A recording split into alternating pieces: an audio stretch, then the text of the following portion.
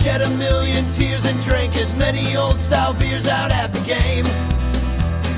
Let's go, Cubby, Son Ranto. Michael Cotton. Son Ranto. Michael Cotton. Son Ranto and the lovable Lucy. Mucho Scali. Son Ranto. Michael. Son Ranto. Cotton. Infield fly girl. Son Ranto and the lovable Lucy. Michael Cotton. An infield fly girl. Son Ranto. Mucho Scali. Infield fly.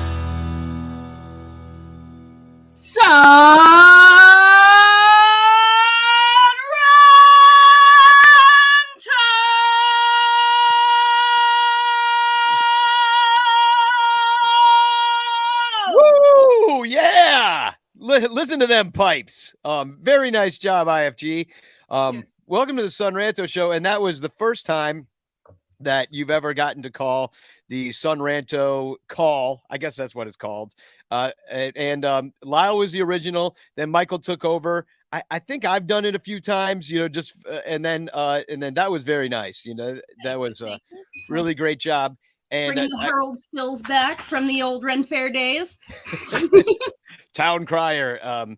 So Michael Cotton's not here. We'll start by saying that he is feeling under the weather tonight. Apparently he spent too much time in the sun, is what he said. Oh, that happens to me too. Yeah. I burn if I stand in front of the refrigerator for too long, but yeah, too much time out in the sun. No, thank you. Yeah, David Elliott agrees. He was at the game today, actually. He says, yay, IFG. Had a great time at the game. Cubs suck. Yeah, it was a beautiful day here. And we could start with something a little bit positive. Well, first I'll say, hi, everybody. Happy Memorial Day. I'm Danny Rocket. That's Infield Fly Girl. We're brought to you by our 116 Patreon supporters and Blake Beard's tickets, which are incredible and can be purchased by you at the Blake Beard on Twitter. And one of those Patreon members I was talking about just 5 seconds ago is going to win one of the 116, this incredible Matt Kammerer Pedro Strop print. And tonight we are going to pick the winner of this. And I'm really excited because this is a great poster. I only have 2 left. And guess what, IFG? I'm sending you one too. Yep. Sorry, very happy. He can join my other Matt Made a things over here. Yeah. No, everybody needs a Kammerer collection, I think. And maybe collection should be spelled with a K. Kammerer collection. That why not? It is now a collection. So, Roberto Ramos, Captain Cubbo's on the broadcast tonight. Well, he's watching tonight. He says, where's there the last 2 days? And then he had an ellipses and 7 barfing emojis. It's been rough, but we're trying to start positively, Roberto. Also, hashtag Chance in the chat, reminded by Bill Sugas here. And you could win a Frank Chance postcard sent to you by me with a message of love and doom. Lots of doom going on, but we're not going to start there. We're going to keep it positive as much as possible. But I also want to say this. I think we're going to try to keep this show short. Famous last words. We're already started 5 minutes late, but I would love to commiserate with all you guys who are our super ranters over on the Discord. I love talking to you guys. We've had game watches over there, and you kept me company while I'm recovering from my surgery the other night. I've been enjoying going on the Discord Shank list and hanging out with everybody. So I'm going to try to bring it over to the Discord earlier than usual, maybe even in the 9 o'clock hour, if it's Central Time, if we're lucky. If I can shut up. Honestly, like the way that everything is going right now, I think we just kind of all need a moment to come together in the same room and just have a good old-fashioned bitch sesh and just get it all out. The tweets don't really quite scratch the itch the way that getting on the microphone and letting fly might do. Yeah, and it's been happening all around because I was just on, I think I'm all screwed up with the holiday weekend. I guess it was Friday night after that horrible Cubs loss where we got shut out by the Reds and just our asses spanked. Cody Del Mendo from the CHGO podcast was hosting a Twitter space. Well, I go in there right away and we start going at it. Bitch fest, commiserate. Then director of morale, Dom Frederick, comes in. Bitch Oh, fest, wow. bitch fest. We got into everything from Marquis to the bench to David Ross to, yeah, I mean, it was just, I mean, we had to get it off of our chests. And so I think that as much as I'll try to keep this show positive, which I know I'm not going to be able to, I want to give everybody a chance to talk. So we're going to go over to the Discord as soon as possible. I got another positive therapy right after the show. Exactly. Post-show therapy for the masses. This is very cool. So this is Sandra Marchetti's book, Aisle 228. That's my picture that is dawned upon the cover. And I played just yesterday at Cafe Tola some of my Cubs songs in front and behind Sandra reading her poetry. And I asked her if it would be possible if I could get a book that I would give away for the ranters. And so that's what this is. And check it out. It is made out to the Ranter Poet Laureate signed Sandra Marchetti. So I got the bright idea that what we're going to do is hold a good old fashioned contest in June. And it's a poetry contest.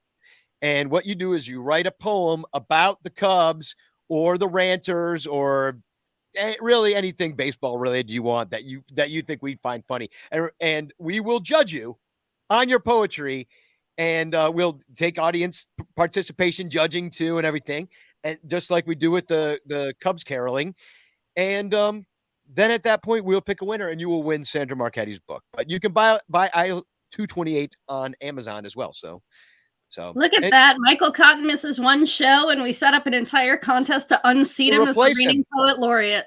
Yeah, we're replacing him. Bill Sugas has already started a poem here. It says, there once was a ranter from Nantucket. I'm sure that rhymes well with something. I'm not sure what, though. So we are the bucket. I don't know. Kirby Bucket, and we all could suck it. And we did suck it this weekend. Boy, did we suck it. We sucked almost all week. It started off good. Like since we last talked, the Cubs have gone 2-4.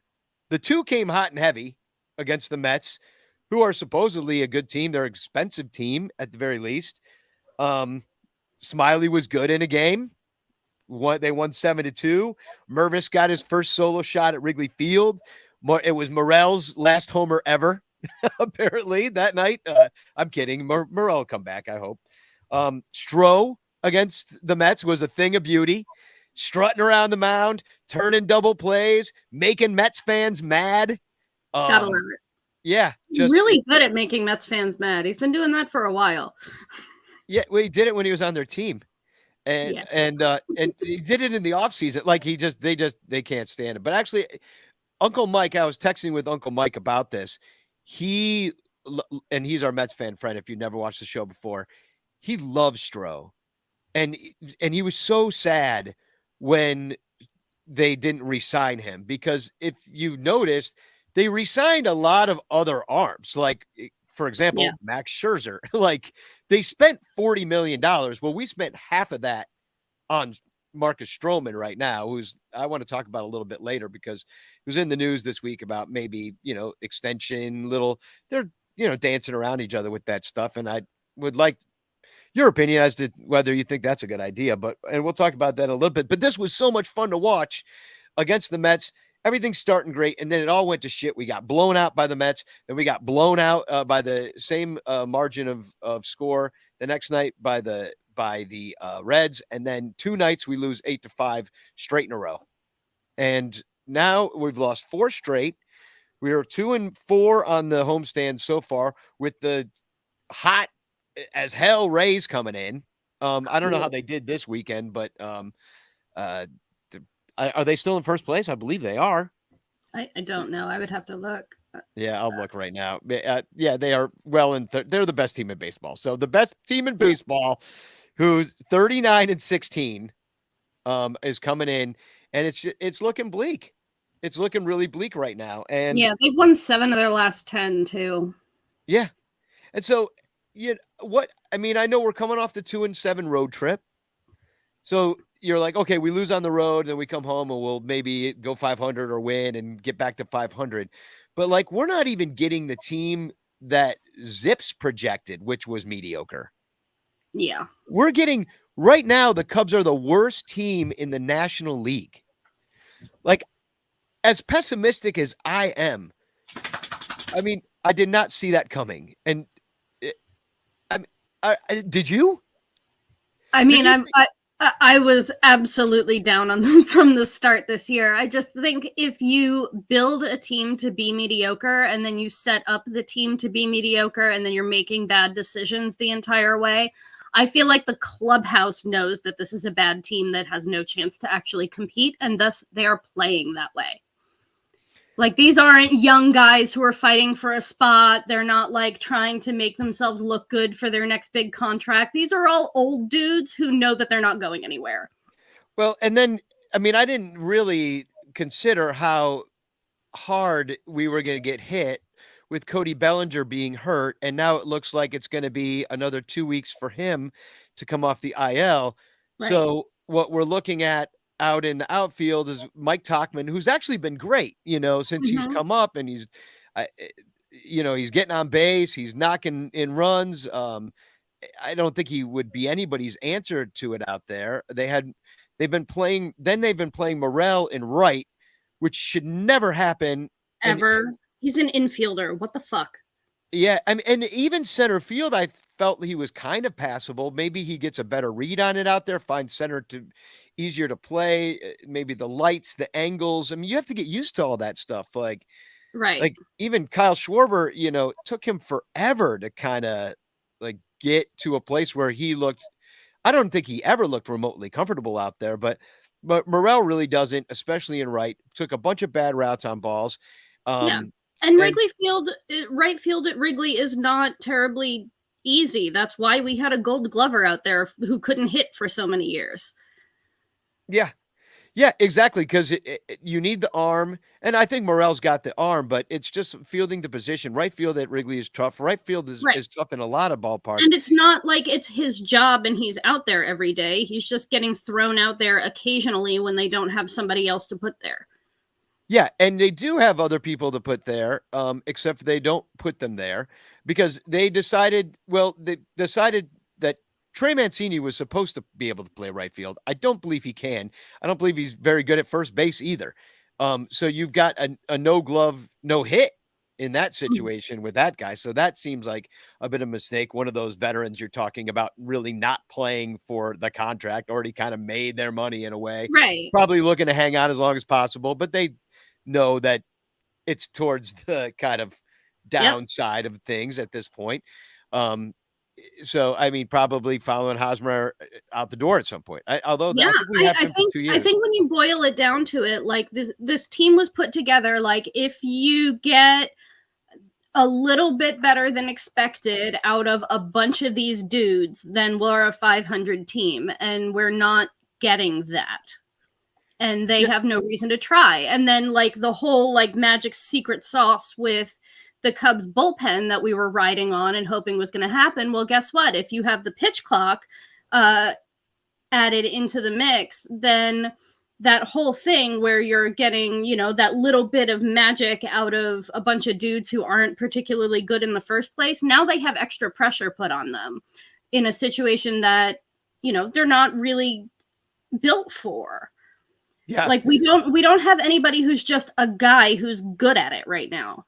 Yeah. I mean, we broke with 17 third basemen and then switched out our third baseman. We had a bunch of third basemen and first basemen. It was just like platoon from hell. Actually, there were second basemen stuck at third. Nick Madrigal, I'm looking at you. Well, now Nick's in Iowa. So that churn keeps going. You got Wisdom out there sometimes. You leave Morel in the minors, then you bring him up and play him in the wrong position. And then, so that's got to be screwing with his head because like he's only supposed to come up here and hit dongs and maybe play maybe a position that he's good at. But yeah, you break with a team that is supposed to be average, like just raise the floor concept. And then on top of it, you play them out of position and make it worse. The weird, like all the matchups, watching, and I won't, Mastroboni at third. Like the other day, there was a lineup in which Morel was in right and Mastroboni was at third. Yeah. Mastrobuoni is not a good right fielder either, but he's played a lot more right field than Christopher Morel ever did in his career through all the teams he was with. Morel has played very little right field in his life, but it would seem just if they're both in the lineup, switch them. Let Morel play third, but they're just like, no, Morel's not playing third anymore. We're not letting that happen anymore. And it's just like, so you take something that wasn't really going to work that well in the first place, and you make it work even worse. Mm-hmm. And then you do dumb shit like, the bullpen, for example. Like those blowout games, we weren't in those games. Didn't matter what happened in the bullpen. For God's sakes, Tucker Barnhart was one of the most effective arms out of the pen this week in the losses because he had a scoreless inning of work. Yeah. But, in that game, for example, Javier Assad comes out for no reason in a blowout to throw 5 pitches and get an out. And then the next night in yet another blowout, not a blowout, but like a game where you don't necessarily need, they bring Alzolay out to throw 1 pitch and get it out. Like it's some weird side session. So like we've been talking about the bench in like, why is Hosmer playing? Why is Hosmer the DH? Why is he batting? Why is Mastrobuoni batting second? Like all these things like that don't make any sense. Like on the surface, you keep being like, well, there must be some reason. And then it just gets crazier. Yeah, if you wanted to, like, if your plan was take this roster and make them as bad as possible, you probably couldn't do this on purpose. Yeah, and so then you start wondering about Jed. A lot of talk about Jed. Jed said this week it's his fault. That you can blame all this on me. Do not blame Grandpa Lossie. It's not his problem. This is my roster construction. There's something I got to fix it, and it's on me. Okay, well, what's the plan then, Jed? And why is this soft rebuild turning into a really long rebuild? Because we are currently the worst team in the National League. Like, we were supposed to be a little bit further along. This is not the floor I was seeing raised. I mean, the rest of the league isn't that much better than us, are they? I mean, are we really worse than the freaking Rockies? Yes. I mean, right now we got more losses. Yeah. And I mean, like, we can stand around and be incredulous all we want, but the team is not built to be good, and we're getting the lower, like, percentile probability of outcomes. Like, if you're not trying to be good, you're gonna be bad because someone is trying harder and actually wants to win. That's and I don't see anybody on this team actually trying to do well other than like Christopher Morel, who knows that if he looks at somebody sideways, he's going to go back to Iowa. Yeah, and he might go back to Iowa anyway, just because he's once again striking out half the time, which I give Chris I know he was doing that anyway, but I give him the benefit of the doubt just because of the historic home run he went on. Absolutely. But also the fact that like maybe if you just did not play him in positions that he doesn't belong in like right field, and he's thinking about like he's looking at his little card and where do I stand and all this stuff. It's like maybe he's doing better just playing him in a position he actually plays, and that goes for all the guys. Just leave him there and let him grind because we're not doing anything else. It's not like jerking him around all over the place is making us win games. Maybe just give the boy who's actually trying a job and let him do well. But they don't want to do that because if he does well, then either they're going to have to pay him or somebody else will. Yeah, it's like we want our guys to do bad because otherwise they'll make too much in arbitration eventually. David Elliott brings this head scratcher up. Edwin Rios is in Chicago again. Why? Like, why are you using like one of his options up and down? Like now there's a limit to how many times he can go up and down in the season. So at some point you're just going to have to keep him up just because you don't want to lose him or lose the option year. I mean, it's insane because he doesn't bat. They don't play him. And I understand they don't need another third baseman. They sent Nicky Madrigal down. Now, here's the thing about Nick Madrigal. He was not doing well. He needs to hit, he had an OBP under 300. That's not going to play. Your point is to be a contact guy, bat over 300, get on base somehow. If you're not doing that. And now he's down in the minor leagues, of course, tearing it up and doing great because that's the level difference of this. And we see it with Mervis up here at this level. He's not doing great. But once again, Nick Madrigal, maybe he is doing better if he's actually playing a position he's supposed to play. Now, there's no room for it. Second base, we have Nico Horner there, Right. who came back from the IL now. But even when Nico Horner was on the IL, Nicky Madrigal was still playing third base. Can Nicky And Madrigal stand on first base and not play it well? Because, I mean, we've got a Trey Mancini doing that. Yeah, we get and meanwhile, then you have Mervis sitting 2 games in a row. So if he's just going to sit on the bench, just send him back to Iowa, because this kid needs to develop. He actually is a kid who needs to play all the time to learn how to play this game better. And Right. if you're going to have him at the major league level and you DFA Hosmer and then you don't play Mervis for 2 days in a row, like, is he hurt? Is he, what's going on? Like, so many head scratchers in the lineups, in the bullpen usage, in the roster construction, and usually honestly, it's just disrespectful to the fans. Like, you know, Dominic Galoro here, he says, at least we're not the A's. So the thing is, the A's are actively trying to be bad. They're trying to, like, move out of the city. They are trying to make their fans hate them. They are literally, like, trying not to exist as a baseball team. I saw the crowd at Wrigley Field today. That was a shitload of money being made on people who are going there to watch the team they love play. And it is disrespectful to those people to be playing the way that they're playing right now, to be, at least we're not the A's. It's unconscionable. We deserve better than this. Alfie here is quoting Lee Elio, a disheartening fucking situation we're in right now. It truly is. And I just here, I actually have the drop. Disheartening fucking situation we're in right now. It's a disheartening fucking situation we're in right now. Thank you, Lee. Yeah, and I agree. And the question is, what do we do about it now? Because I can't say the Central sucks. Yes. So, I mean, you look at the standings, and I'll pull them up real quick. We can take a look, read them and weep, but it's not as bad as it could be because of the Central sucks. We're 5.5 out. Like, that's a good week and a sweep in Milwaukee away from, like, being right back in this thing. You know what I mean? Like, yeah, we're all bunched up in this way because the top team, the Brewers, is only 28-25. You know, the Brewers have a freaking negative run differential on the season, for God's sakes, you know? So this is still a winnable division for a team that's played really terribly over the last month and a half. But at the same time, at some point, you have to see, like, there's a path to righting this ship. And I just don't know what the exact plan would be, because you can improve from within. You know, people throw around names like Cam Sanders from the minor leagues, but the dude's walking everybody that comes up to the plate. I mean, he strikes out the other half, but he walks the other half. So you can't have that. And either way, talking about a young pitcher, he's going to have his own growing pains. We're seeing that with Mervis, you know, like, you want to give these young guys a chance to play and have the pressure off of them and maybe have some leadership and some guidance. But at some point, the players just simply have to play better for this to get better. And the only way they're going to do that is if they want to. Like, baseball players are as competitive as any other athlete. They want to be playing for something. And literally, what are they playing for? Well, they can win the division. That's what I'm saying. Like, they literally. Could they?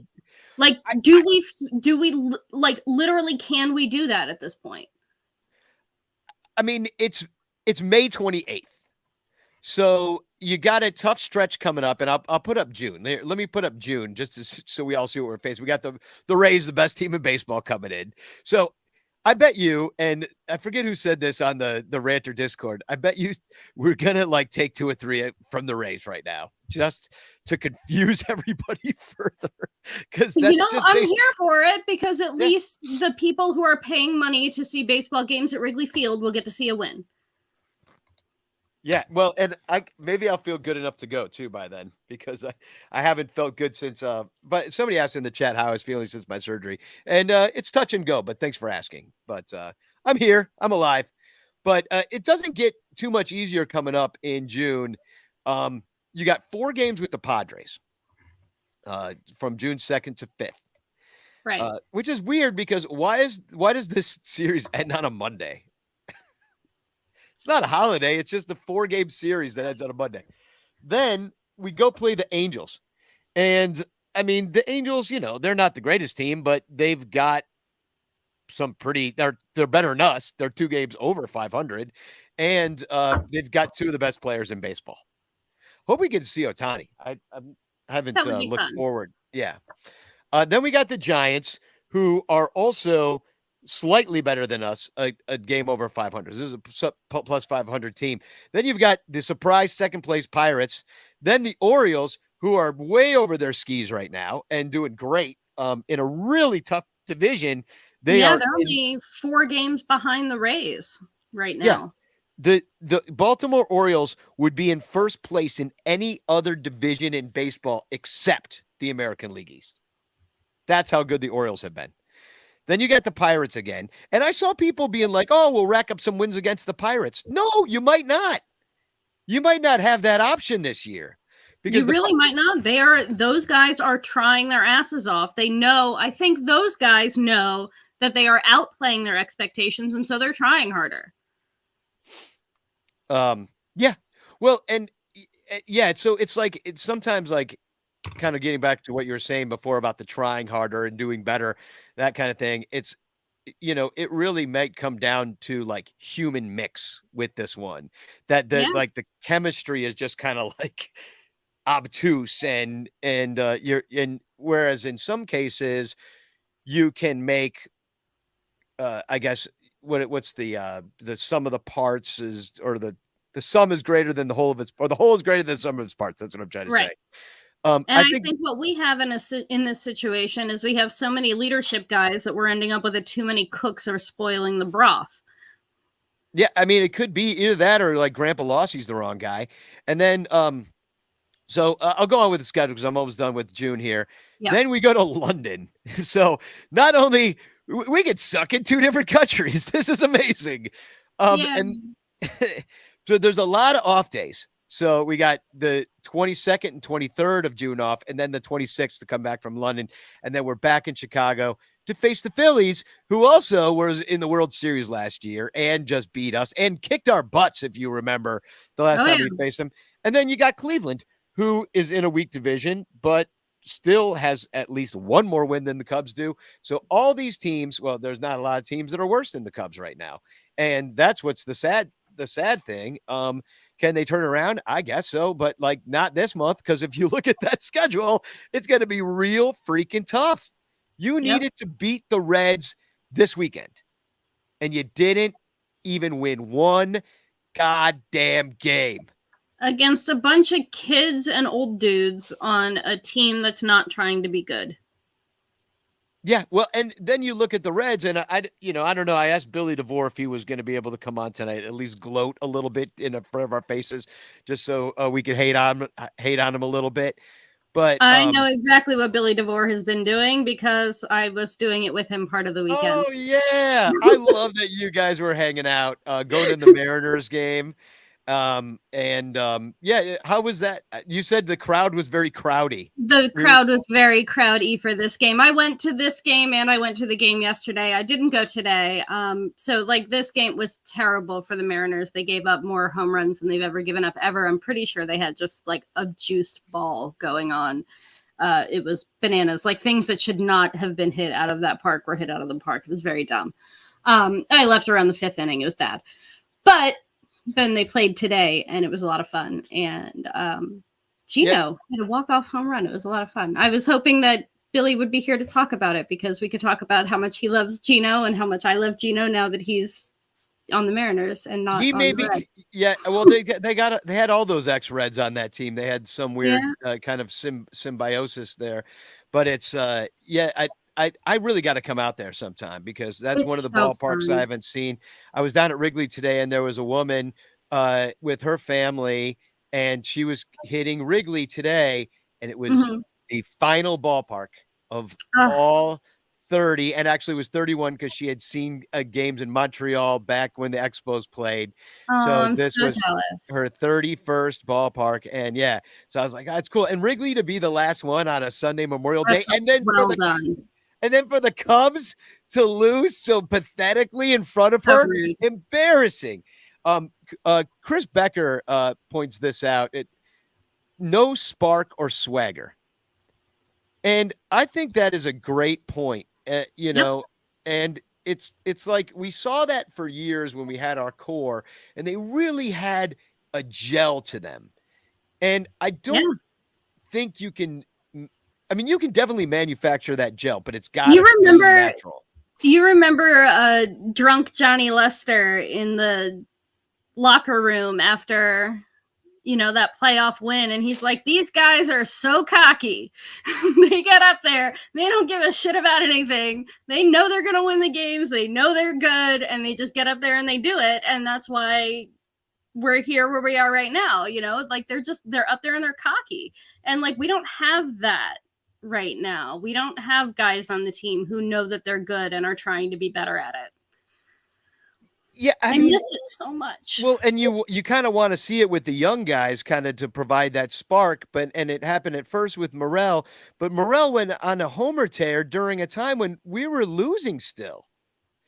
So, you know, Mervis comes up into the middle of this too, and that I don't know if somehow feels mishandled to me.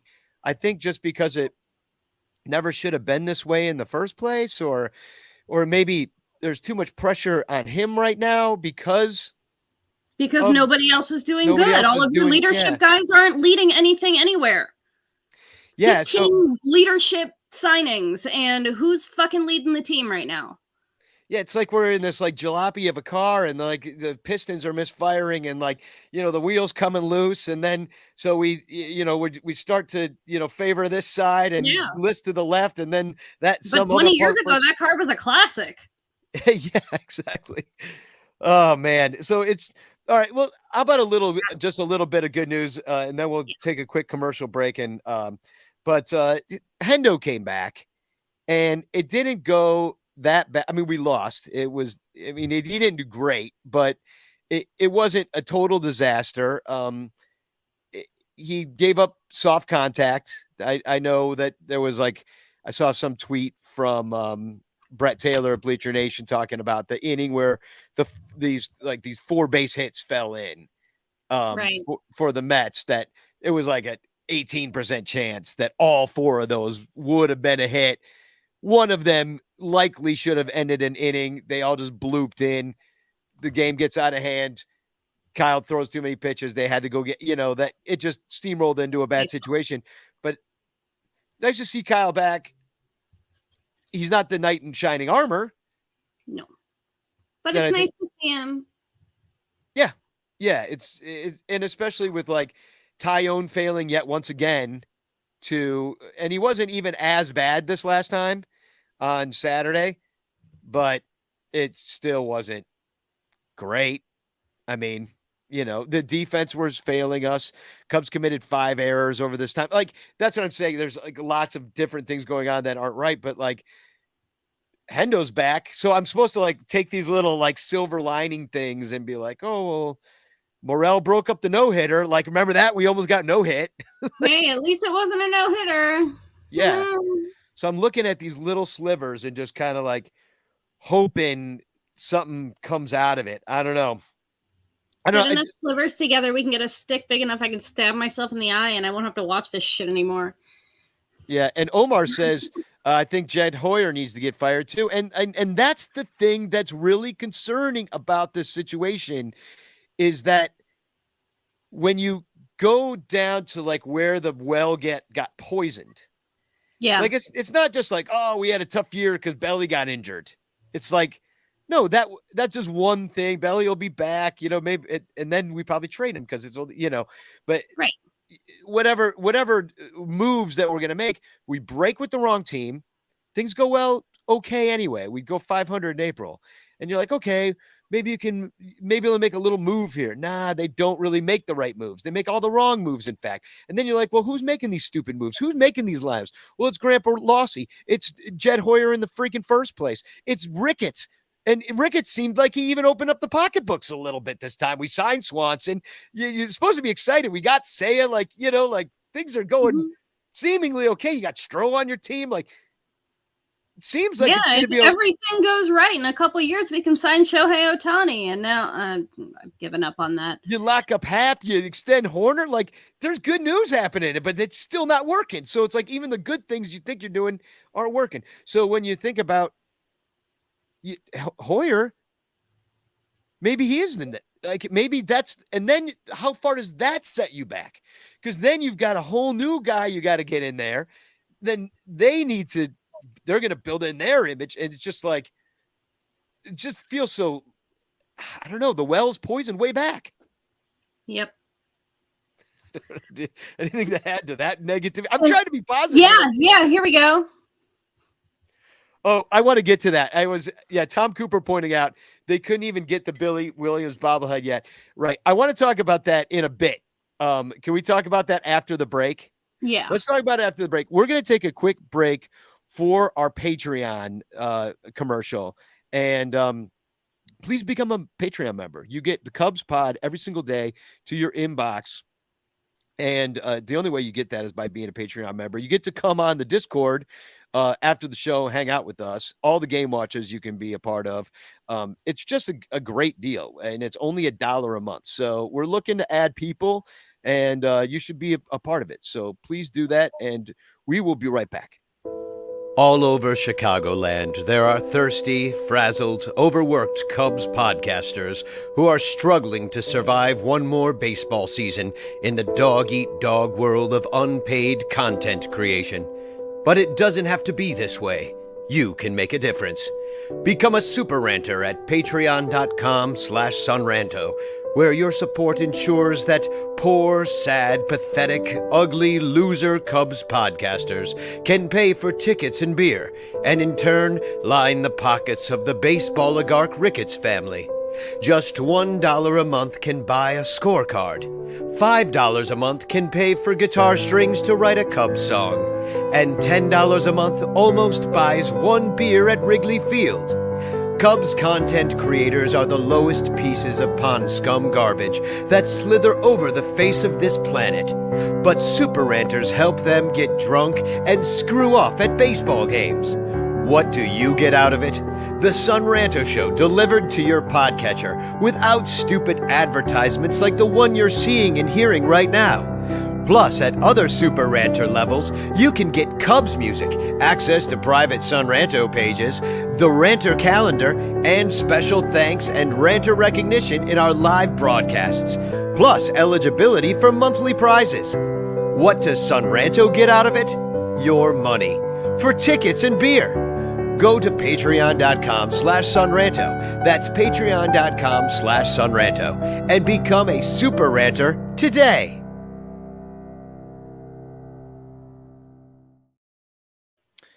Welcome back. Hashtag chance in the chat to win a message of love and doom sent to you on a Frank Chance postcard. We'll be drawing that tonight along with the Patreon drawing for the Patreon patron of the month, where you will win this Pedro Strop Matt Kammerer art piece. Very cool stuff. Yeah. Well, first, let's do a little Cubs news, and then we will get to the Billy Williams thing because it cracks me the hell up. But I already mentioned Madrigal, the AAA. He's tearing it up down there. That was the replacement for Hendo. But I did want to point out that Nick Birdie, whose wife worked 2 jobs so he could rehab from 2 Tommy John surgeries and some thoracic thing, finally comes back, throwing gas, and the poor man needs an appendectomy. And what are the odds? Jameson, what's his name? Trevor Williams had an appendectomy last year. What are the freaking odds that 2 Cubs 2 years in a row will get an appendectomy? It's wild. So now Nick Birdie's wife has to get a 3rd job to now heal him from this less. She's a nurse practitioner too. Do you think she has Munchausen syndrome and is just like secretly poisoning him to take care of him? That's awful. I'm just saying, like I've seen these shows, you know. And if you don't know what Munchausen syndrome, I know you do because you laughed like you do, yeah. But it's if you make somebody sick on purpose. Yeah, so that you Munchausen's can by take- proxy is when you make somebody else sick because you like the attention. Munchausen's is when you like make yourself sick so that so you get the attention from like people fawning over you because you're sick. It's extremely pathological, and yeah, no. Can I tell you a really wild story that happened a long Yes, time please. ago about this? All right. So I was in the cast of Rent in 1996, and we were coming through Chicago. And there was this girl who was like one of the fans that would sit in the first 2 rows of the show. And we find out that she's got some disease and like she's going to die. And she's like part of this hospital thing. She's going in for all these things, these procedures and stuff. So the cast is like praying for her and they're doing these prayer circles and like they're giving her all this attention and love, this girl. And she was like, maybe 19, 20 years old, something like that, Yeah. not sure. And I was always like, I don't know, that girl's weird. Like, I don't know what's up with her. And I was pretty young too. So I was like, just kind of got like some weird feeling about it. So I never went to the prayer circles and stuff because that's not my style anyway. Anyhow, so she goes in for this procedure and the cast is so worried they're praying. And then they call in the hospitals. They call the hospital that they think she's at. And they're like, yeah, we're trying to find out what happened. It's been 2 days since this surgery. We don't know what's going on. And they're like, yeah, we have no patient here by this name. And so the whole thing started to unravel little by little by little. And it's exactly what you're talking about. She just wanted the attention from the cast. She wasn't sick at all. And so she had to come and apologize to everybody. And I went up to her and I gave her a big hug. And I'm like, that was hilarious. I'm like, you totally fooled all those idiots. I'm like, that cracked me up. But I've always been kind of a sick person. I enjoy things like that. But anyway, I never talked to her again. I never trusted her, and I was kind of right now. Absolutely. But I don't think Nick Birdie's wife has that though. But you never know. So Hosmer officially released. So that chapter is over. It's over. Assad is back up to and he did okay when he had to kind of do the cleanup on Saturday. What was crazy was the one at batter he faced the day before, but he's back. And once again, this is his second time up and they're only allowed up and down 3 times now. So that could be an issue at some point. So now he's just with the team, which is fine because you'd rather have him than Fulmer, I guess. And sure, we saw Estrada today not get it done. A few times Estrada, everybody was like, "Oh, just give Estrada a chance. That'll work." And do we have anybody who can get it done at this point? No, nothing's working. That's the point. They all just have to do better. Like there's nobody in the minors that could come. They're not going to trade for anybody. There's no dude on the scrap heap that they're going to get, or maybe some DFA guy from another team. But isn't that kind of what we already have? And if he was DFA from another team, there's a freaking reason. So that's all our choices right now. So I don't see it getting any better. Except for this question. And this is about, and I just want to talk about this specifically in this little segment here. Marcus Stroman strutting around the mound, pitching great against the Mets. Great year so far. Hasn't opted out at the end of the season. He's making $23 million, something like that. I think he could probably make more than that. Starting pitching is quite sought after and really, really expensive. Yep. I think there's a good chance he would opt out. So I do too. 2 choices right now. You could either say, okay, he's here now. I do see a good window for him being on this next great Cubs team. Do you get that extension done like right now, like how they just extended Happen? They just extended Nico. Do you just add to that little extension list right now? Or do you kick the can down the road because you're going to lose him? Some other team will overpay Marcus Stroman. Yes. Right now, he's yours. What do you do with Marcus Stroman? Do you want him on the next Cubs team that competes? I would like to want to watch the next Cubs team have a chance to win baseball games. So on that level, like we need somebody to throw baseballs, and he is a qualified person who can do that. do I want to be Marcus Stroman's best friend right now? Not particularly, but somebody needs to throw the baseballs, and I don't need to be everybody's best friend. So sure, yeah, let's go ahead and extend Marcus Stroman. Now I know he's in the news saying, "Oh yeah, man, I would absolutely love to be extended by the Cubs." I think that's a very baseball player answer. Yeah, they all say that. They all say that. Like there are two circumstances under which he's actually telling the truth there. And number one is he is perfectly fine never seeing a competitive roster again in his career. And number two is he doesn't think he's going to be well received on any other fan base. So we do like him more. Like I don't see people really coming after him too much for his politics. It's some of the anti-Semitism is disgusting, but absolutely. And that's why I don't want to be his best friend. But again, I don't need to be everybody's best friend, and somebody has to throw baseballs for the team. So if I ever want to see a winning baseball team again, yeah, Marcus Stroman should probably be on it. And the problem is, like, it's not like you're signing this ace, because he's not the ace. He's someone that you'd like to see 2-3. And Terry E brings up this. He's 32. Right. And that's not particularly old, but you might want to get, you don't want to give him 5 years or something. No, but like maybe 3, maybe 4 on the outside if he's cheap for the 4th year. I would love to be in a position right now where at the end of May, I'm going, look, man, a couple moves. We're going to go ahead and sign an ace. We're going to bring in a couple of bullpen guys who are going to snap everything together. And then in the next couple years, we're going to make a playoff run, and Marcus Stroman is going to happily take a good deal to win a World Series. But I don't see that happening. So I feel like either what's going to happen is they'll extend him, or we're going to end up trading him because we don't have shit else to do with him, and somebody's going to pay him more to extend him.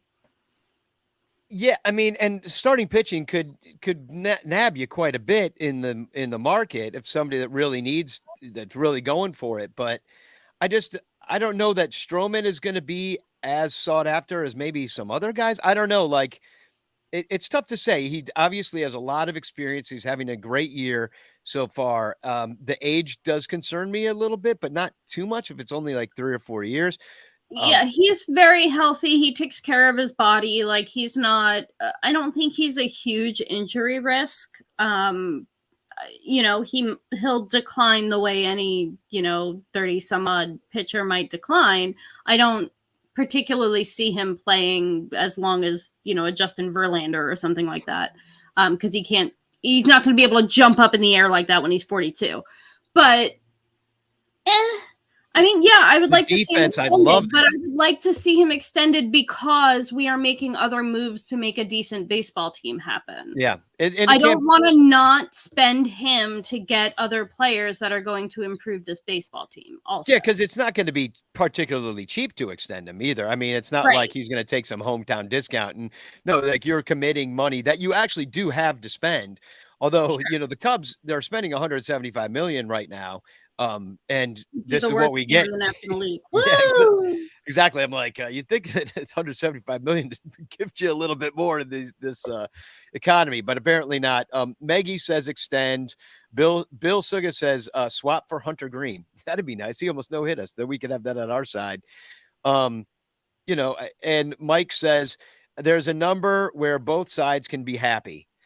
He's not an elite number 1 over the next 5, but I can still see an elite number 1 right now. Yeah. Yeah. And I could see him being a solid 3 and 5 years. Exactly. Like I can kind of see him kind of sliding into that like John Lackey role or something like towards the end of his career. Now, let me throw one kind of wrinkle into this. If you want to kick the can down the road a little bit further, and that's like, here is who is available.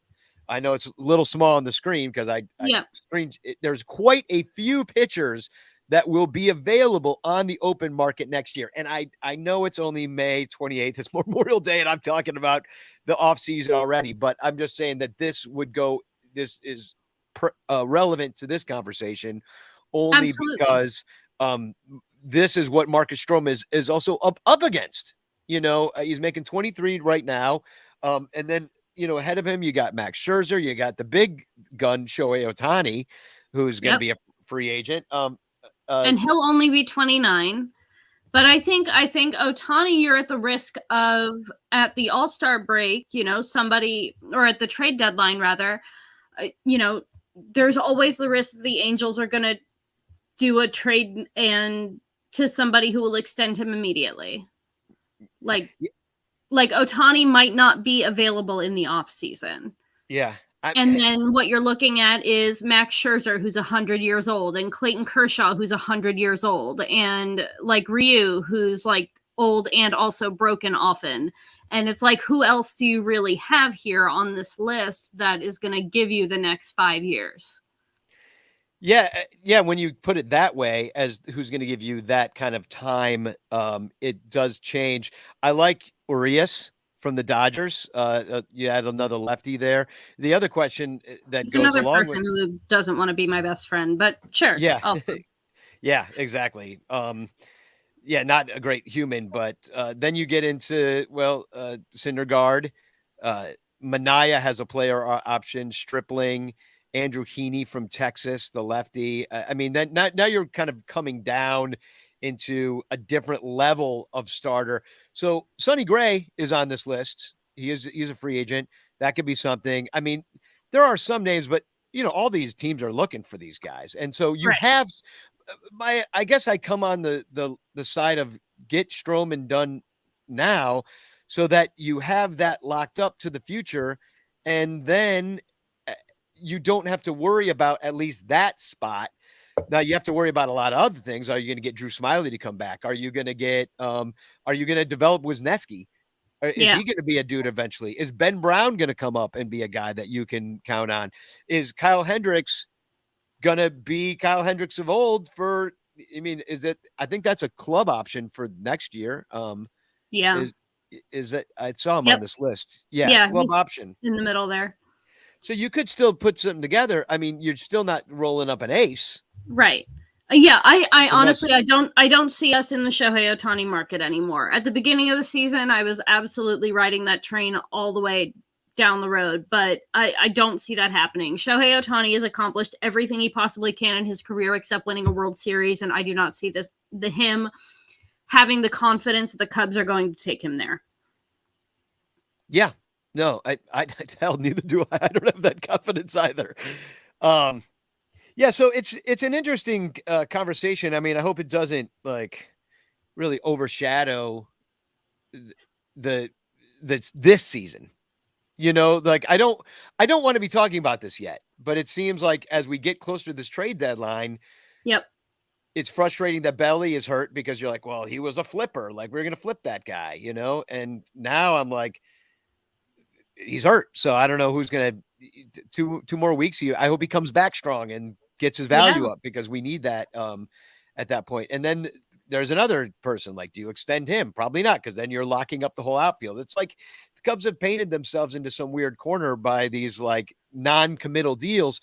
And some text threads I've had with some friends of mine about this, it's that just Jed's got no bravery to what he's doing. It's like me playing chess. I'm terrible at chess, by the way, because I try to project everything 14 steps in advance, and I'm not really good at guessing what other people are going to do. So, it's like, okay, so you play super, super defensively, and I'm not going to spend all the money on the big risk guys because they might not pan out. So let's do the safer option for a little less. And instead of signing a closer that might actually be really good, let's sign 2 relievers who kind of suck for the same amount of money. And it's like, and see if one of them pans out. Yeah. And see if one of them pans out. And it's like, ultimately, that's actually not as safe as just signing somebody who is good at what they do. Oh my God. You mean talented people do better? That's crazy. I never would have thought. People with more talent do better. That's just amazing. Yeah. And it's true. It's just like they've smart guide themselves into like some weird corner where they just had to get all the interlocking pieces of the puzzle right, but didn't realize they were putting together an ugly puzzle. Like, like, Yeah. hey, all the pieces fit. I'm like, so Great. it's an ugly Are you puzzle. going to hang that on the wall? I mean, and Yes. show it to your mom because it's gross. Yeah. So yeah, anyway, it's interesting. I don't know if we can even trust like the coaching or the pitch lab or I don't know what cylinders we're firing on. Like I haven't seen evidence of this because we've been waiting since Blue Friday Yeah. for this Which was years ago. Yeah, it's 2021 is when that happened. And so yeah, we're at 2 years now, but this was supposed to be a quick reset and it's turning out to be nothing of the sort. But the quick reset was completely dependent on the idea that they were doing the right things to develop the players that would start to emerge at this point. And I don't know that we're seeing it yet. Maybe we do. I mean, maybe give it 1 more year, 2 more years, 3 more resets. I mean, what is it going to take? This is a big market team and it's frustrating the hell out of everybody. But still, I appreciate everybody watching us here on a Sunday night during Memorial Day. It's having a good time hanging out with y'all. And yeah, anyway, why don't we just take just what actually it's a new commercial I've got for us, and it's for Mike Waller, who's actually here tonight in the chat. And I asked him, he's one of our greatest Patreon supporters, and he's at one of the levels that gets you a commercial. So like, just like we sell Blake Beard's tickets, he's at the commercial level of Patreon support. And so is Mike Waller and his show Cubs PS Plus. So I asked him to do a little commercial for that, and I'm going to play that. And I'm also going to play an In the Clutch commercial because I'm wearing my In the Clutch Cody Bellinger shirt. Nice. 420 getting high. So we'll be right back, and we're going to talk all about the debacle that was the Billy Williams bobblehead day. We'll be right back. Do you ever find yourself longing for long walks and talks about catcher metrics? How about a coffee or a run differential? Maybe a candlelit dinner dissecting what exactly is the curious case of Miles Mastrobuoni? If you have, I have just the place for you, the Cubs PS Plus podcast. Come join us. Cubs PS Plus, a Northside numbers game, can be found wherever it is you get your podcasts, and on Twitter, Instagram, TikTok, and YouTube, all at Cubs PS Plus, a spin on the baseball metric OPS Plus. Are you ready? I'm ready. Here we go. If you like the Cubs a bunch, buy your t-shirts from In the Clutch. We've got all the best styles for you. Dansby, Saya, Morel too. Clark Fly in his double U. Cody Bellinger smoking dupes. Vintage shirts from days of old. Patrick Wisdom and Nico. You'll look sharp wearing your stro. 10% off with the code SONRANTO. SONRANTO. InTheClutch.com is your store for the most fun baseball shirts on the planet. Don't forget to use promo code SUNRANTO to knock a couple bucks off your purchase. Stack or die, we need more cups. Get it all at In the Clutch. Cause if you like the Cubs a bunch, buy t-shirts from In the Clutch. Get it all at In the Clutch. Get it all at In the Clutch.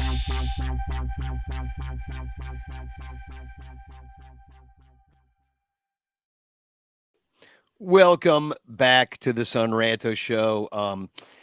Man, oh man. Let me tell you this. I listened to our friend Mike Waller's show the other day on Cubs PS Plus, and the poor guy decided to do a show about how Miles Mastrobuoni was actually good. and then he just kept not being good. But then I loved listening to Mike's show because he made the case that Miles Mastrobuoni will be like a Tommy LaStella type, that he is what Nick Madrigal should be. And that like a lot of the kind of peripherals around somebody like Miles Mastrobuoni, who has hit at every single level that he's been at, that maybe we can get that out of him. Now, I don't know what position he's supposed to be on this team. So it's literally a Tommy LaStella. Yeah, exactly. So, but I love Tommy so much. He's currently a free agent because he couldn't stay healthy. Like maybe we should just sign people who are good at baseball. It would be nice, wouldn't it? Have good players. Mm-hmm. No, we need our mediocre players to do better. That's what we need more than anything right now. But anyway, check out the Cubs PS Plus. Also, hashtag chance in the chat if you would like to win a message of doom and love sent to you on this postcard to your home or place of business. So God bless America. Did the Cubs fuck up this one? Saturday night, Billy Williams bobblehead night. The famous statue. The man's a Hall of Famer. He's got his number retired by the Chicago Cubs, number 26. Famous number. You see it all over Wrigley Field. It's hanging on the flagpoles. Lots of people, they own the jersey. They sell in the Cubs store. You know, it's one of the legendary jerseys that they do sell at the Cubs store. Right there at the headquarters of the Cubs. They have the right there in the window, in fact, sometimes 26 just hanging there. Billy Williams. So they made the bobblehead. And let me show you the picture here. This is from Shriver Bone on Twitter. Tim Shriver looks like he plays the trombone. So he tweeted at UniWatch, the Cubs are giving away a Billy Williams bobblehead tonight. He wore number 26, not number 1. Hashtag just add 25.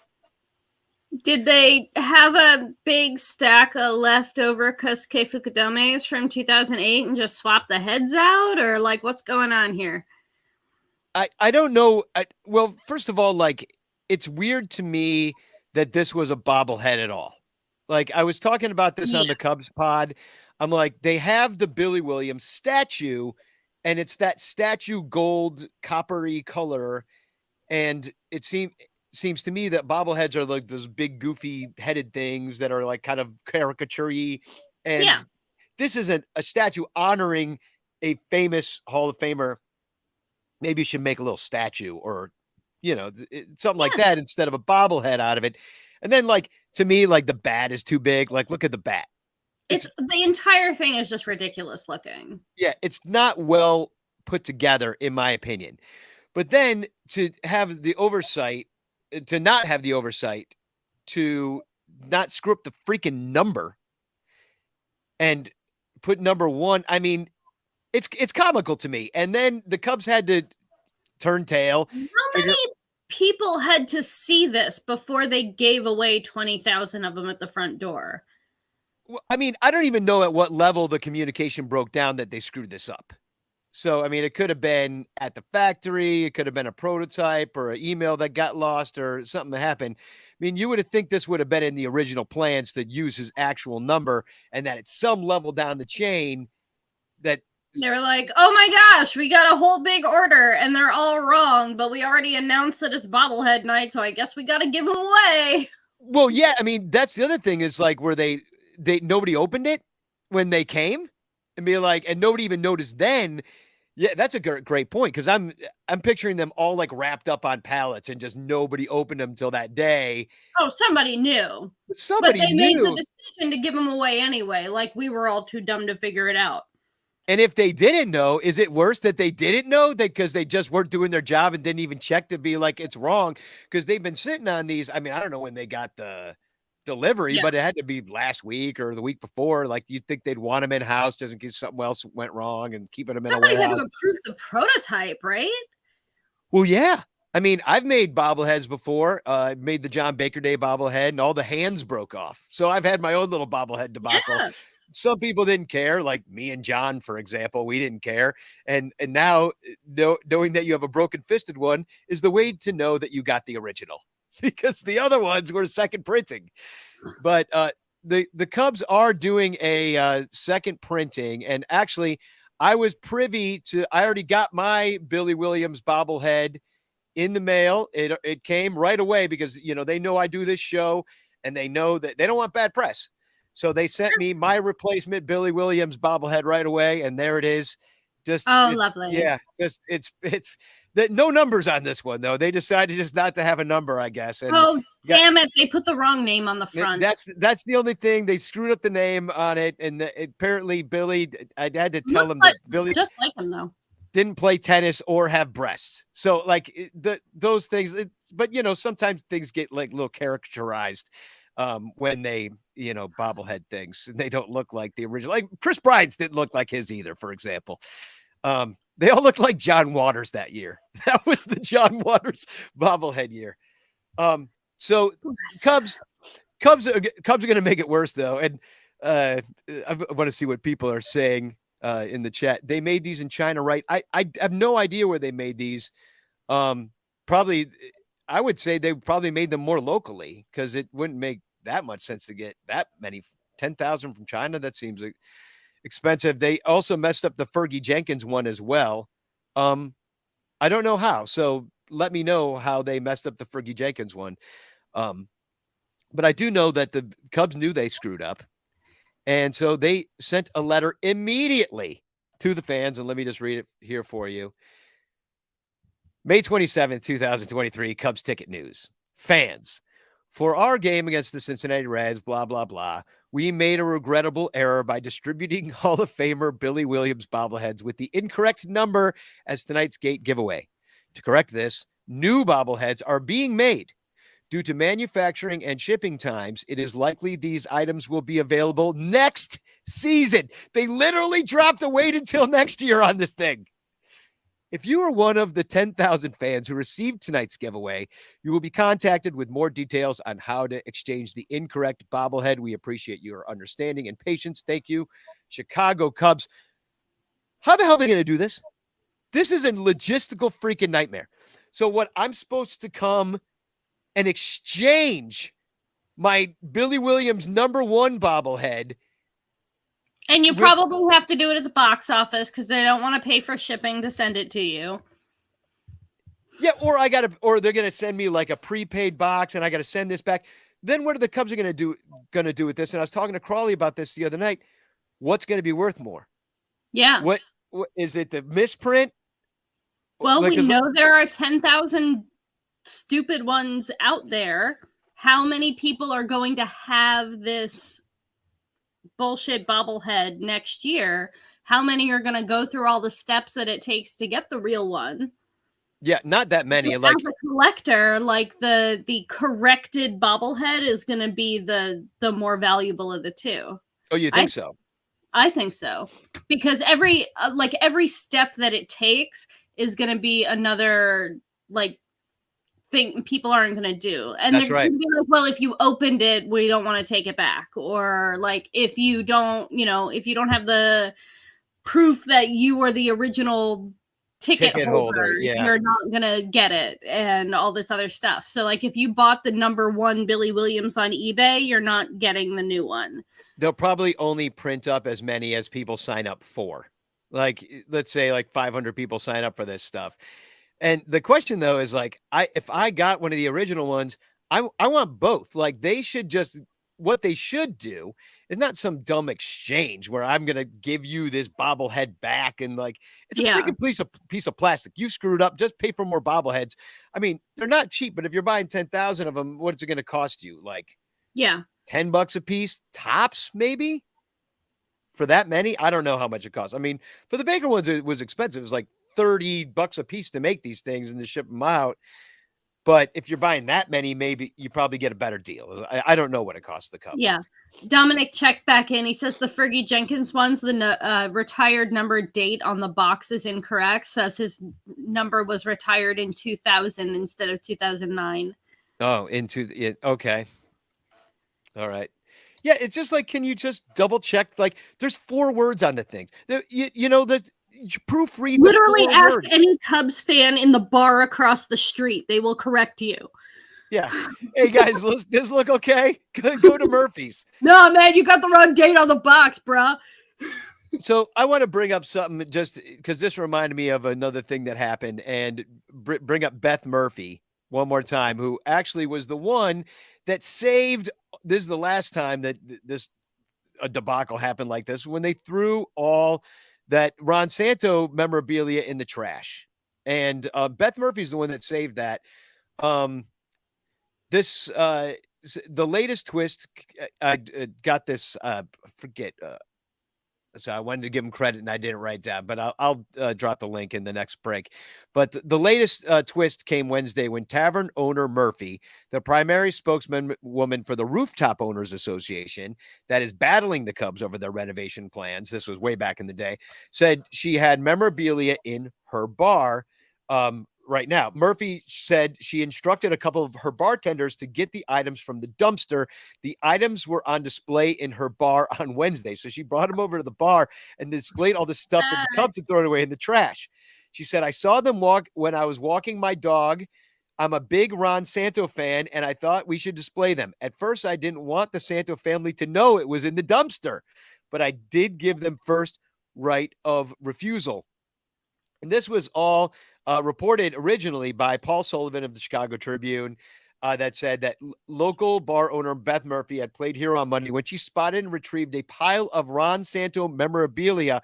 The Cubs say they threw away accidentally. The memorabilia, which included a card signed by fans following Santo's death, was found in a dumpster outside Wrigley Field. Once retrieved, the items were temporarily put on display at Murphy's bleachers. They will be returned to the Santo family this year. And like, it's just like they're always screwing up stuff like this. Like, threw it away accidentally. There was, I saw, do you know who John Hanley is? He's a great artist. He does baseball art. Oh, okay. Not who I was thinking of. And I was thinking of John Henley, the blind guitarist. Never mind. Oh, so John Hanley, he's a great artist. He used to do a lot of stuff with the Cubs, and he was so disgusted by the Ricketts politics that he stopped doing stuff with them completely.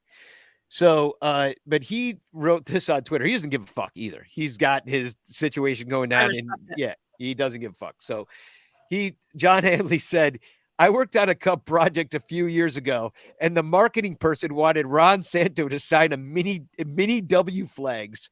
He couldn't because he's dead. Jesus Story. Christ.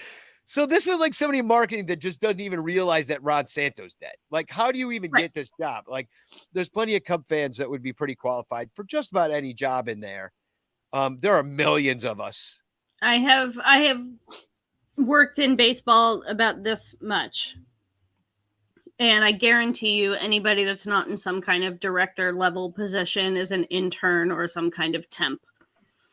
Dominic brings this up. Same when they threw away the 100th anniversary cake made by Carlos Bakery, a 400-pound cake. Now, I agree with that because, like, hey, just invite people for the cake, like bring it to the fans. Hey, fans, come down here. We're all going to eat cake in the parking lot, get a bunch of plates, at the dollar store. You're good.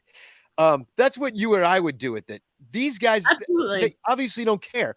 It's like the cleanup people come in. They're like, well, party's over. Nobody ate this cake. Anybody want it? Nope. All right. So you throw it away. Like, those no, of us take it to Nisei Lounge. They will plow that away. Like, whatever. I'm just saying that the cleanup people don't care. Like, they're just like in there, do their job. They want to get done. Like, they got other shit to do. They don't have time to like go down to Nisei Lounge. They've got other things to clean, So I understand like why it would end up in the garbage, but the fact that there's nobody there in the first place to be like, hey, nobody ate this cake.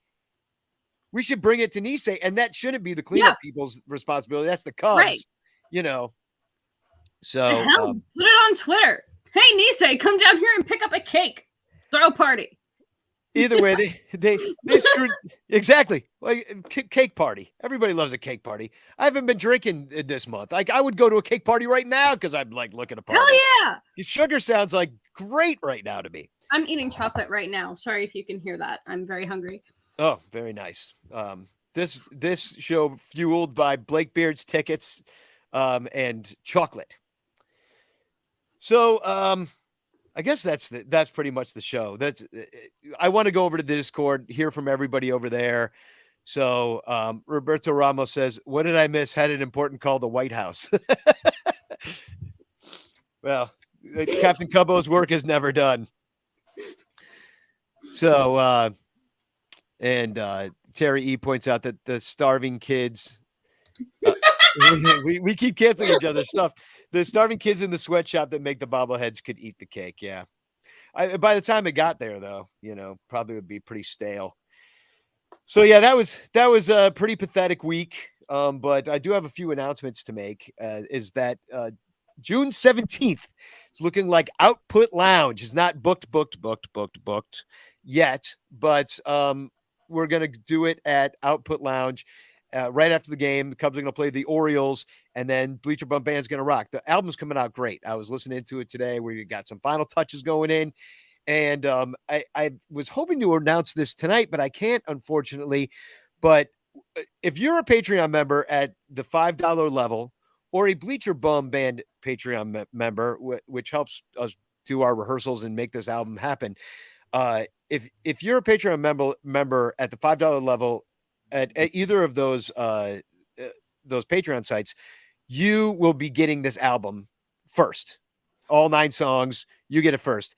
And we have a new way that you're going to also get this album. And we're going to make the shirt. We're going to print up the shirt on the right. So I didn't have it just by itself. But the black shirt, this is what everybody liked, with the fluorescent green and pink. Bleacher Bum Band shirts. And what we're going to do is we're going to sell these. And if you buy one, you get the album as well. So the shirt comes with the album. So it's like a shirt album or a shalbum, if you will.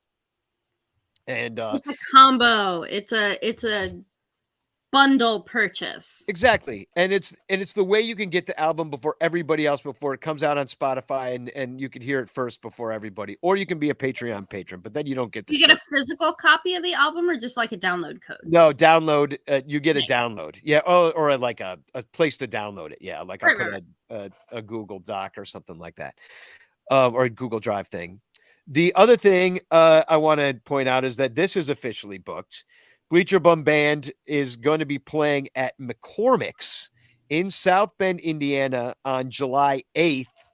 And I'm going to drop the link in the chat right now for the Facebook invite for this, because this is a really great dive bar. And we're going to sing the national anthem before the game.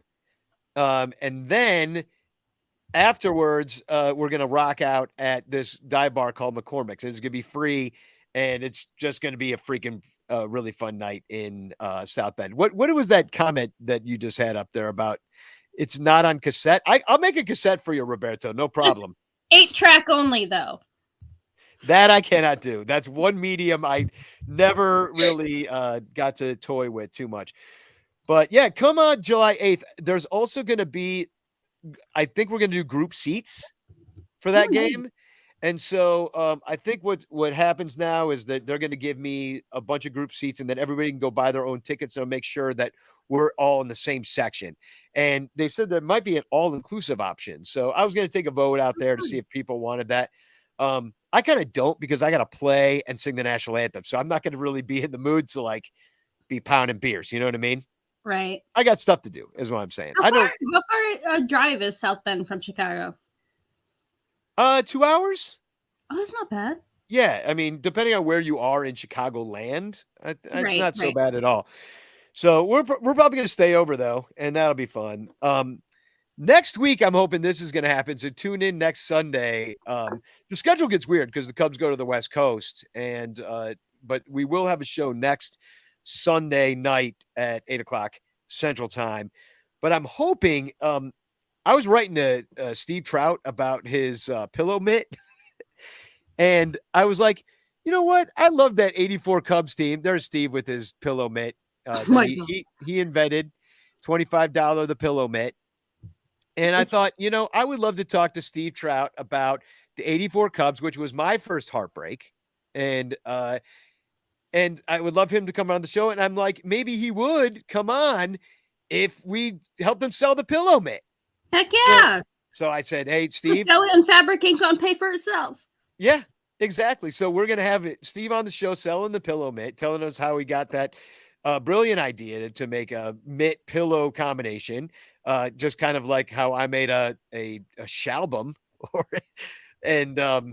So anyway, he's going to come out. We'll talk '84 Cubs next Sunday. So that'll be fun. Even if the Cubs suck this week, we'll have Steve Trout and have a good time. That's what I'm promising everybody. Got a little bad news. Actually, this really sucks bad. Levante, from the leader of the Lost Boys. Yeah. Great guy. Well, I don't know any other way to put this except that his son was shot, and he's fine. There's went clean through his, I don't know where he got shot, leg or something. I don't know, but it went like clean through. So he's going to be okay. But That's good. he was just opening his door for food.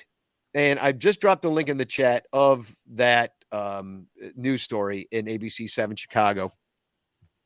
So anyway, I just wanted to announce that we give 10% of everything from our Patreon patrons to the Lost Boys every quarter. That's just 10% goes straight to them. We tithe it over there.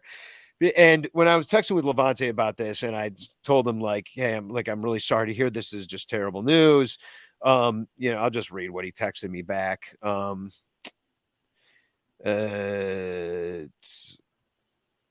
Yeah, he said, son got popped getting food at the door. Shot wasn't for him. He says, yes, recovering, fortunate, no major damage, just shot through. He says, I wade in shit. You get shit on your boots. This comes with my work. So he's like, so we're trying to help him do his work and like get other kids like that kid with the gun that shot his son, like we want to reach that kid. Like Levante's trying to reach everybody out there and Right, like absolutely. make this whole society better. And, it's just so heartbreaking. And I asked if there was something that we could do, as his son recovers. I'm like, can we like get him a puzzle or like, something to do? I And he's mean, like, he's 17. I was like, can I give him a guitar or something? And he's like, yeah, maybe a guitar would be cool. Maybe he'd sit there and play guitar and have something to fiddle with. So I think I have an idea. I think we should all buy him a guitar. I'm here for it. Where do I put the money? A decent enough guitar is like $100. So you Yeah. see the Venmo codes that are up here on top of our heads here on the show. People that are watching right now, you can Venmo or you can PayPal Sunranto at Gmail. You can Venmo Danny /Rocket.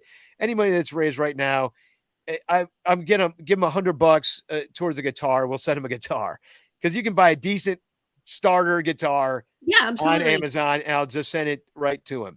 So do that, and I'll send him a guitar. And then and if there's any money left over, I'm just gonna I'll put it on the Lost Boys pile and send it straight to him, and just make it part of keeping Levante going.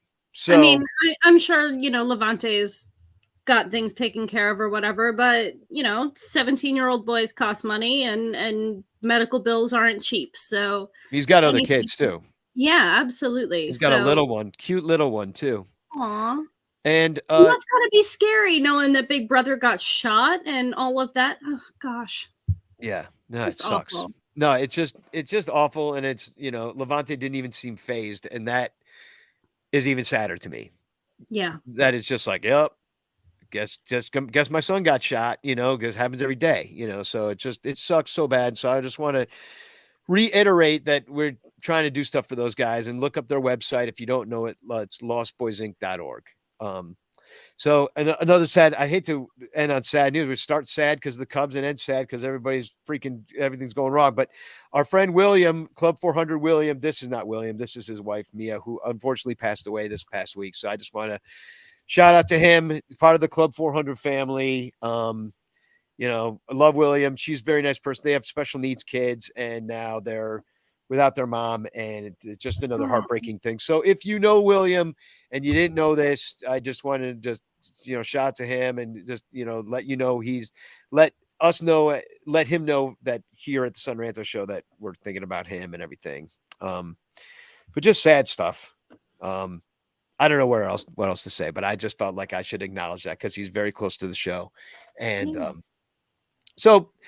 but we're still here to tell the tale. Unfortunately for Cub fans, it hasn't been a great week, but we will have fun here. And hashtag chance in the chat, and you can win at the mess. We got a lot of doom in the postcard, maybe this time. Maybe not as much joy. But we'll find a little bit of love to put in the postcard too. Yeah. Well, I have to put pain into this album, right? Otherwise, the final mixes of the Bleacher Bum Band album won't be any good if I don't feel terrible about everything. Ultimately, it's fun to get mail that isn't bills. Yeah, exactly. Oh, that it really is. That's why I do it, for that exact reason. So I do have 2 TFCs, and the first one. The first flexing cube is Dom. the director of morale, Frederick, he tweeted this out, and he was told yesterday that an actual dumpster had caught on fire before the game at the Federal Landmark, aka Wrigley Fields. Can't make this stuff up. We need to figure it out already. And there he found the picture. He got the picture. There was literally a dumpster fire at Wrigley Fields besides the one on the field. Yeah. So we got that going for us. And then the last TFC is actually from you. Oh. Yeah. So Sarah Sanchez tweeted out, Nico has a ridiculous hit tool, and you've subtweeted, I think they call it a bat. I thought it was going to be the one where I said that the one of the greatest battles of history was David Ross versus Good Decisions. Yeah, no, you had a couple good. The thing about the Cubs losing is that you're never short on quips at that point. So, group therapy and Discord after the show. Yeah, come on by. You have to be a Patreon member. And speaking of Patreon members, let's give away that Pedro Strop. If you join right now, you could win it. I'll share my screen here. Can everybody see that? Okay. Yes. So let me see if anybody joined during the show, because I will add you to the list. Nope, nobody joined during the show. But you can be eligible for next month's prize, which I don't know what that is yet, but we'll figure it out. Cool. Let's pick a winner. Winner of the stroke. Here we go. Who will be the super renter of the month? The super renter of the month. The winner is Stan Mitchell. Congratulations. Congrats, Stan. I think you've won stuff before. That's freaking awesome. And now let's pick a chance prize. Who will win the chance? And this you get entered for. I got like a growing list of stuff that's in the giveaway for the chance, and that is like baseball cards and just little stuff. And at the end of the year, we're gonna pick a big chance winner, and you'll just win all this great smorgasbord of stuff. Smorgasbord. A smorgasbord. So here we go. Let's pick a chance winner. Bum bum bum ba dum ba dum bum bum bum bum ba dum ba dum bum bum bum bum ba dum ba dum bum ba dum ba dum ba dum bum. And the winner is Maggie May. Congratulations. You are the winner of this week's chance. So that was a lot of fun.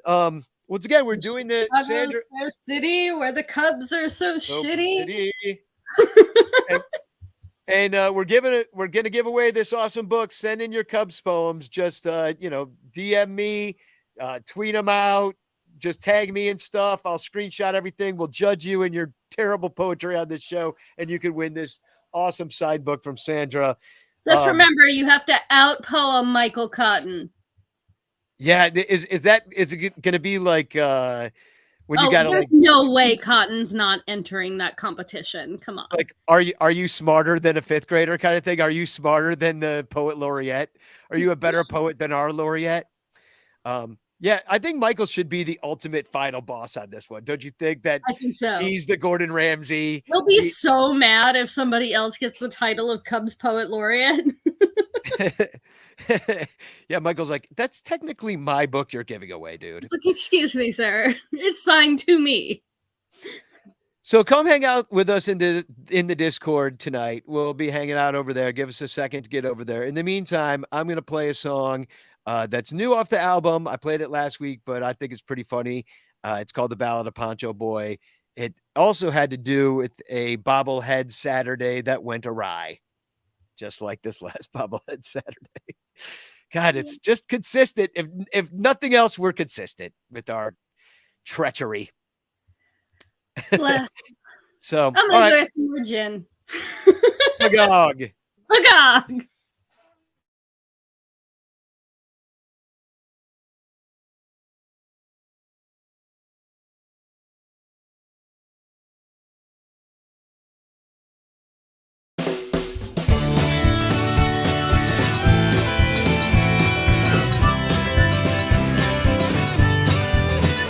A bobblehead Saturday in the rainy month of May. A smattering of bleacher fans were waiting at the gate. The fans began to stream to go see their favorite team. They made 3 separate lines to pass through security. There was one man who had a plan and knew just where to go. Run to section 504 and down to the first row. He had come prepared for rain with a plastic poncho. He'd get revenge with his girlfriend without getting soaked. And he'd sit there in the rain for 7 hours straight.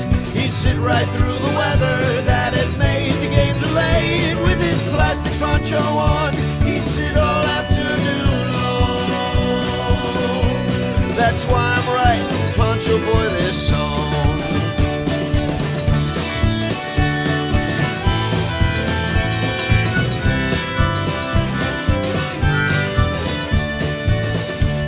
The catbag Jack was Bleacher Jeff, he'd pick the slowest line, while Poncho's line moved faster, abetting in the crime. For unbeknownst to Jeffrey, a few weeks in the past, he'd saved seats in his section, making Poncho pretty mad. He'd come back from Iowa to teach Jeff a lesson. He'd claim Jeff's customary seat in Jeff's usual section. For the tickets they both held said general admission.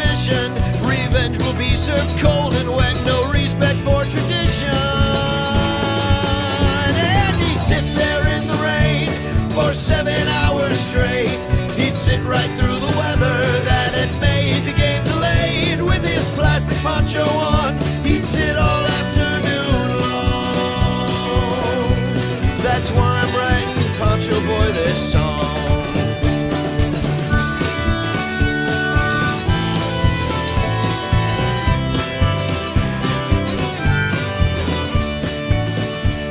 When Jeff got to his section, he said, What have we here? A rookie season ticket holder who maybe comes to 20 games a year. I'll buy you a couple beers if you give up that seat. If not, I'm gonna shame you in a notorious tweet. But Poncho Boy, he wouldn't budge, he wouldn't move a muscle. The seat that once held Bleacher Jeff now held a soaking couple. The driving rain poured off his poncho, pooling into puddles, while Bleacher Jeff stayed warm and dry down in the bleacher tunnel. And he sat there in the rain for 7 hours straight. He sat right through the weather that had made the game delayed. With his plastic poncho on, he sat all afternoon long. That's why I just wrote Poncho Boy this song.